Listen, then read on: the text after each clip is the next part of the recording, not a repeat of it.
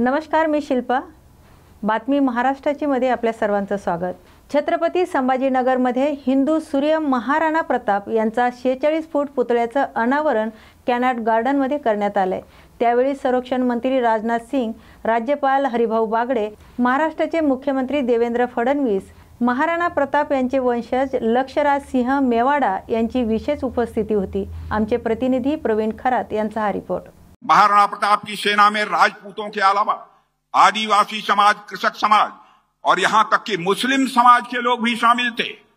कौन भूल सकता है हकीम खान सूर की बहादुरी को, जिन्होंने 1576 में हल्दी घाटी की लड़ाई में वीर गति को प्राप्त किया था. ऐतिहासिक पुरुषों के योगदान का मूल्यांकन करने का काम मैं मानता हूं कि यह इतिहासकारों का है. जो उन्होंने महाराणा प्रताप के मामले में जैसा करना चाहिए था, मैं समझता हूं कि वैसा नहीं हो पाया है. मगर इस बात से कोई इनकार नहीं कर सकता, इस देश के जनमानस में महाराणा प्रताप को अपना जननायक मान लिया है. बहनों भाइयों, कोई इतिहास के पन्नों पर लिखे या न लिखे. साथियों, अरावली की पहाड़ियों से लेकर असम की वादियों तक और कश्मीर से लेकर कन्याकुमारी तक महाराणा प्रताप की वीरता और उनकी बहादुरी, पराक्रम की गाथा महाराष्ट्र में पूरे राष्ट्र में सुनी जाती है, सुनाई जाती है और साथ ही दोहराई भी जाती है. 20वीं सदी के प्रारंभ में जब देश में स्वतंत्रता आंदोलन चल रहा था, तब कई बड़े कवियों और लेखकों ने महाराणा प्रताप जैसे वीर योद्धाओं की बहादुरी, शौर्य और देशभक्ति को अपने लेखन में प्रमुखता के साथ स्थान दिया था. उस दौर की जितने भी साहित्य हैं, जितनी भी साहित्यिक कृतियां हैं, महाराणा प्रताप और छत्रपति महाराज शिवाजी जैसे महापुरुषों का गौरवपूर्ण चित्रण किया गया, जिनके त्याग और संघर्ष ने इस देश की आत्मा को जगाने का काम किया है. मेरे बहनों भाइयों, दुर्भाग्यवश स्वतंत्रता के बाद इतिहास लेखन की दिशा में एक बड़ा मोड़ आया. वामपंथी और मार्क्सवादी विचारधारा से प्रेरित कुछ इतिहासकारों ने धीरे धीरे महाराणा प्रताप और छत्रपति महाराज जी शिवाजी जैसे महान राष्ट्र नायकों को मुख्य धारा के इतिहास से हाशिए पर डालने की भरपूर कोशिश की. उनके योगदान को या तो कम करके दिखाया गया या पूरी तरह से नकारने की कोशिश की गई. यह न केवल ऐतिहासिक दृष्टि से अन्याय था मेरे बहनों भाइयों, बल्कि आने वाली पीढ़ियों से उनके गौरवशाली अतीत को भी छीनने का यह कुत्सित प्रयास था. इतिहास को इस प्रकार तोड़ मड़ोड़ कर यह प्रस्तुत किया गया कि वह केवल एक विशेष कालखंड और विचारधारा का महिमा मंडन बनकर रह गया. आज हमारी नैतिक जिम्मेदारी है बहनों भाइयों, आपसे अपील करने आया हूं. आज हम सबकी यह नैतिक जिम्मेदारी है कि हम अपने नौजवानों की पीढ़ी को सही इतिहास से परिचित कराएं. उन्हें यह बताएं कि महाराणा प्रताप और छत्रपति महाराज शिवाजी जैसे वीर पुरुष केवळ इतिहास के पन्नों तक सीमित नाही है. संभाजी महाराज आहेत, तिकडे गुरु तेग बहादूर आहेत की ज्यांनी आपल्या जीवनाचं बलिदान दिलं, पण मोगलांचं मांडलिकत्व स्वीकारलं नाही. आज आम्ही या ठिकाणी खऱ्या अर्थानं स्वातंत्र्य उपभोगतो आहोत. याचं कारण त्या काळामध्ये स्वातंत्र्य काय असतं त्याचं बीजारोपण या महापुरुषांनी आमच्या रक्तामध्ये केलं आणि म्हणूनच या भारताला आम्ही स्वातंत्र्य करू शकलो. आणि म्हणूनच हा जो काही पुतळा या ठिकाणी लावलेला आहे, हा केवळ पुतळा नाही आहे, एक प्रेरणा पुंज आहे की ज्या प्रेरणा स्रोताच्या माध्यमातून आम्ही या स्वतंत्र भारताला विकसित भारताकडे नेण्याचा संकल्प करतो. देशाचे प्रधानमंत्री माननीय नरेंद्र मोदीजी यांच्या नेतृत्वात एक पुन्हा सांस्कृतिक पुनरुत्थान चाललेलं आहे, ज्याच्यामध्ये देशाची मानकं, देशाचे राष्ट्रपुरुष आणि देशाच्या सांस्कृतिक धरोहरांना पुनरुज्जीवित करण्याचं काम चाललेलं आहे. अशा या पर्वामध्ये या छत्रपती संभाजीनगरमध्ये पुन्हा एकदा आम्हाला प्रेरणा देण्याकरता महाराणा प्रताप सिंहजी विराजमान झाले. मी खरोखर संभाजीनगरचं मनापासून अभिनंदन करतो आणि त्यांच्या मार्गाने चालायचा निर्धार आपण व्यक्त करूया, एवढंच या प्रसंगी बोलतो. पुन्हा एकदा महानगरपालिकेचं मनापासून अभिनंदन करतो आणि आपल्या संभाजीनगरच्या वतीनं माननीय राजनाथ सिंगजींचं मनापासून स्वागत करून माझे 2 शब्द संपवतो. धन्यवाद. जय हिंद, जय महाराष्ट्र. छत्रपती शिवाजी महाराज की जय. वीर शिरोमणी महाराणा प्रताप सिंह जी की जय. धन्यवाद. मनपूर्वक आभार आपल्या मार्गदर्शनाबद्दल. यानंतर मनोगतापूर्वी श्री खासदार भुमरे साहेब आणि त्याचप्रमाणे प्रदीपजी जयस्वाल माननीय आमदार हे आपल्या संरक्षण मंत्री माननीय नामदार राजनाथ सिंहजी यांना महाराणा प्रताप सिंहजी यांची प्रतिमा देऊन त्यांचं स्वागत करतायत. माननीय खासदार संदीपानजी भुमरे, पालकमंत्री माननीय नामदार संजयजी शिरसाट, तसेच माननीय आमदार प्रदीपजी जयस्वाल साहेब, तसेच माननीय श्री भागवतजी कराड साहेब.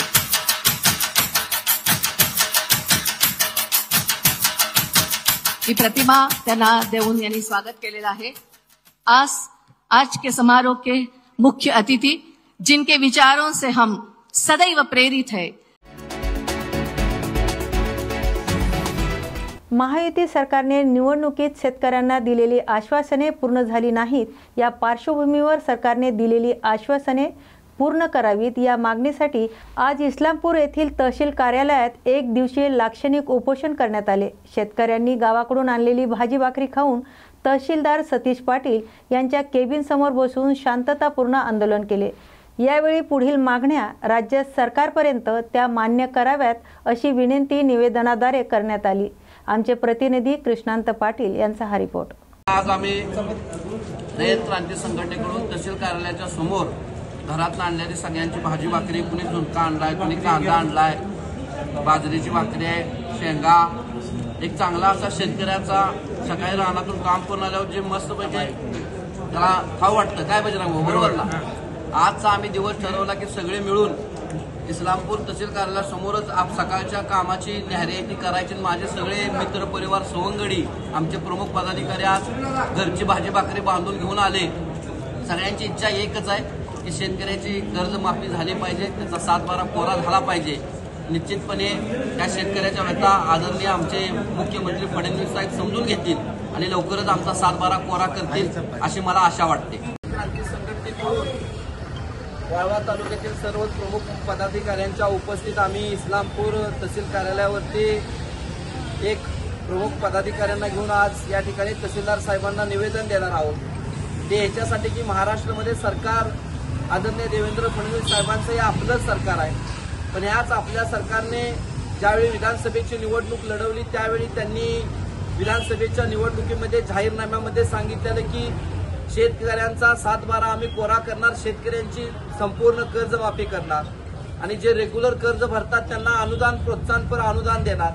म्हणून त्या ठिकाणी आपले जरी सरकार असलं तरी आज महाराष्ट्रामध्ये आम्ही फिरत असताना, शेतकऱ्यांच्या जात असताना शेतकरी त्या ठिकाणी त्या कर्जमाफीकडे चातकासारखी वाट बघतोय.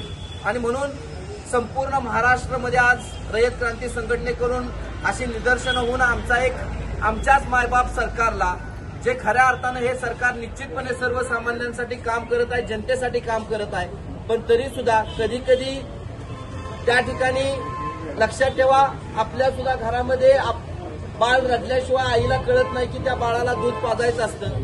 ती अवस्था आज महाराष्ट्रामध्ये होत आहे. शेतकरी व्याकुळ आहे, शेतकरी आत्महत्या करत आहे आणि कर्जमाफीसारखा एक चांगला निर्णय आपले लाडके मुख्यमंत्री आदरणीय देवेंद्रजी फडणवीस साहेब, आदरणीय उपमुख्यमंत्री एकनाथजी शिंदे साहेब आणि आदरणीय उपमुख्यमंत्री अजितदादा पवार साहेब हे नक्कीच निश्चितपणे लवकरात लवकर त्या ठिकाणी आम्हा शेतकऱ्यांचा 7/12 कोरा करून नक्कीच आम्हाला त्या ठिकाणी शेतकऱ्यांना सन्मान देतील.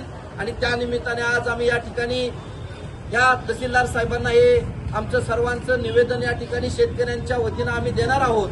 आणि जर मात्र त्या ठिकाणी कर्जमाफी झाली नाही तर येणाऱ्या काळामध्ये निश्चितपणे महाराष्ट्रामध्ये एक मोठं आंदोलन मात्र उभा राहिल्याशिवाय राहणार नाही.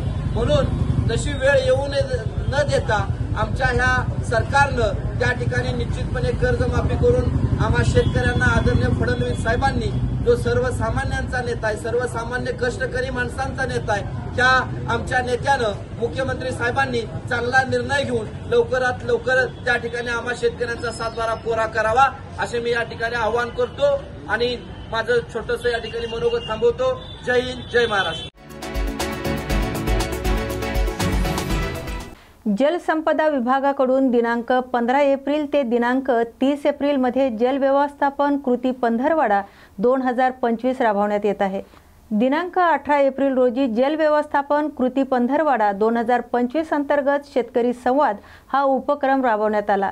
या निमित्ताने शेतकऱ्यांनी केटी बंधाऱ्याच्या 2019 पासून प्रलंबित असलेल्या भरीव दुरुस्ती, जीर्ण झालेल्या केटीच्या प्लेट्स, नव्याने लागणाऱ्या प्लेट्स, पाणी गळतीपासून होणाऱ्या पाण्याचा नाश अशा समस्या मांडल्या व त्याच्यावर चर्चा करण्यात आली.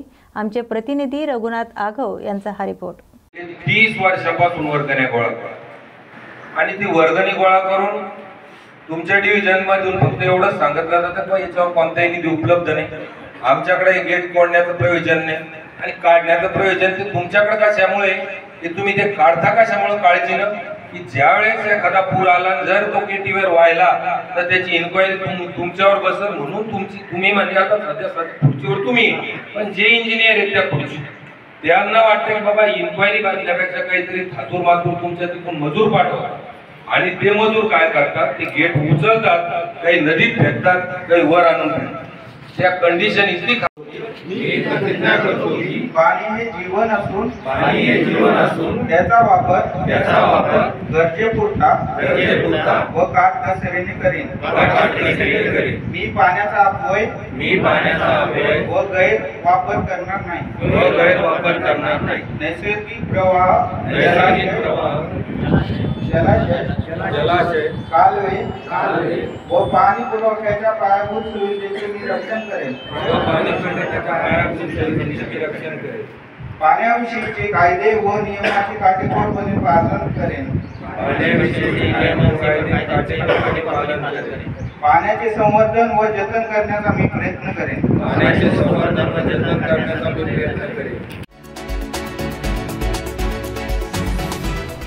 माजी खासदार कल्याण काळे यांनी येणाऱ्या काळामध्ये काँग्रेसला चांगले दिवस येणार असून नांदेड जिल्ह्यातही काँग्रेस पक्षाची फळी निर्माण करण्यासाठी आणि नांदेड जिल्ह्यात काँग्रेस पक्षाला गतवैभव मिळवून देण्यासाठी तालुका स्तरावर, जिल्हा स्तरावर आढावा बैठक घेऊन पक्ष मजबूत करून कार्यकर्त्याची चर्चा करून आम्ही जिल्ह्यातील निवडणुका सोबळावर लढणार आहोत. पत्रकार परिषद नांदेड जिल्हा पक्ष निरीक्षक माजी खासदार कल्याण काळे यांनी प्रसार माध्यमाशी बोलताना सांगितले. आमचे प्रतिनिधी मोहम्मद रफिक यांचा हा रिपोर्ट. आढावा बैठक सुरू आहे.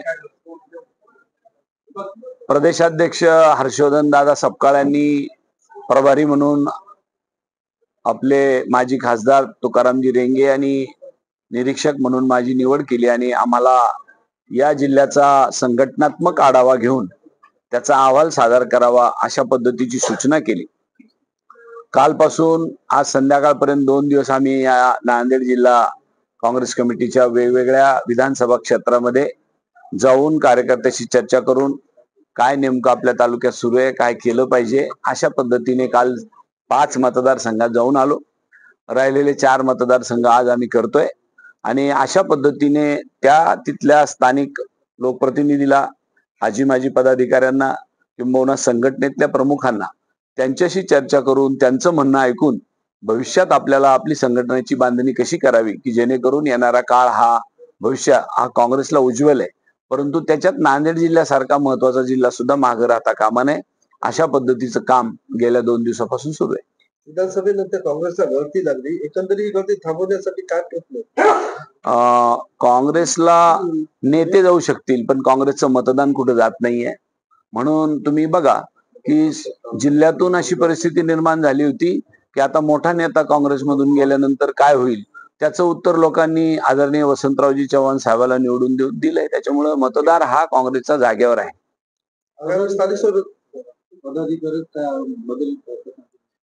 पदाधिकाऱ्यामध्ये बदल करावा न करावा या दृष्टीनेच हा दौरा आहे. सगळ्यांची माहिती घ्यावी, सगळ्यांसोबत चर्चा करावी, त्यांचे म्हणणं ऐकून घ्यावं आणि त्याच्यातून सारासार सगळ्यांचं विचारविनिमय करून एकमत करून आपला प्रस्ताव द्यावा अशा पद्धतीने जिल्हाध्यक्ष, शहराध्यक्ष, तालुका काँग्रेस कमिटीचे अध्यक्ष, तालुक्याची कार्यकारिणी, जिल्ह्याची कार्यकारिणी आणि शहराची कार्यकारिणी ह्या सगळ्यांमध्ये हा फेरबदल असतो. आगामी स्थानिक स्वबळावर लढणार आता तर सध्या काँग्रेसची परिस्थिती स्वबळावर लढण्याचीच आहे निश्चितपणाने, परंतु एवढं करू नये. राज्य पातळीच्या नेतृत्वामध्ये काय त्यांचं ठरतं त्याप्रमाणे पुढे निर्णय केले जाईल. आता एवढ्या लवकर हा निर्णय सांगणं उचित होणार नाही. दुसरा प्रश्न, काल भाजपचे अमर राजेकर यांनी ते आंदोलन केलं, ज्या काँग्रेसने त्यांना आमदार केलं त्याच नेत्या विरोधात त्यांनी घोषणाबाजी केली, भ्रष्टाचारी आहेत, त्याबद्दल काय वाटतं? त्यांच्यावर ईडीचा धाक आहे ना, ते काय करतील तर न करून त्यांना ते करावंच लागतंय. त्यांच्या हातात एक बोर्ड होता, भ्रष्टाचाराचं नाव काँग्रेस काहीतरी होतं, मी पाहिला तो फोटो. ते उचित नाही. त्यांच्यावर ईडी का लागली? शेतकऱ्यांची अद्याप कर्जमाफी झाली, काय भूमिका आहे? शेतकऱ्यांच्या कर्जमाफीबद्दल काँग्रेस पक्षाने विधानसभेच्या निवडणुकीमध्ये आपल्या जाहीरनाम्यामध्ये ठोक बजावून सांगितलं होतं की आमचं सरकार आलं तर निश्चितपणाने आम्ही कर्जमाफी करू. त्यांच्याही लोकांनी भाषणात घोषणा केल्या होत्या की आम्ही आमचं सरकार आल्यावर कर्जमाफी करू. परंतु हे सरकार या शेतकऱ्याची वाट पाहत आहे. आणखीन किती लोक आत्महत्या करतील आणि त्याच्यानंतर आम्ही कर्जमाफीचं कुठेतरी गाजर लोकांना दाखवू. एकीकडे म्हणतात आम्ही कर्जमाफीचं बोललो, दुसरीकडे अजितदादा म्हणतात मी तर बोललोच नाही, मला कर्जमाफी करताच येणार नाही, माझ्या तिजोरीमध्ये खडखडाट आहे. ही वस्तुस्थिती आहे. यांचे लबाडाचं आवतनं खाल्ल्याशिवाय काय खरं आहे का? चला. वाकुर्डे सिंचन योजना दुसऱ्या टप्प्यातील बंदिस्त पाईपलाईन गावातून खालच्या बाजूने जाणार होती हे सरपंच श्यामबाला माळी यांच्या निदर्शनास आल्यानंतर त्यांनी पुढाकार घेऊन डॉक्टर भारत पाटणकर यांच्याशी चर्चा केली. त्यांनी ते स्वतः पाटबंधाऱ्या खात्यातील कार्यकारी अभियंता, गावातील ग्रामपंचायतचे सरपंच, उपसरपंच यांच्याबरोबर मीटिंग लावून अधिकाऱ्यांना नवीन सर्वे करण्याची सूचना दिल्या होत्या. त्यानुसार गेली 4 दिवस गावातील एडे निपाणी सांगली रोडच्या वर डोंगरापर्यंत नवीन सर्वे करण्यात आला. त्यानुसार गावाला न मिळणाऱ्या क्षेत्राला पाणी मिळेल असा प्रयत्न ग्रामपंचायत करीत आहेत. आमचे प्रतिनिधी कृष्णांत पाटील यांचा हा रिपोर्ट.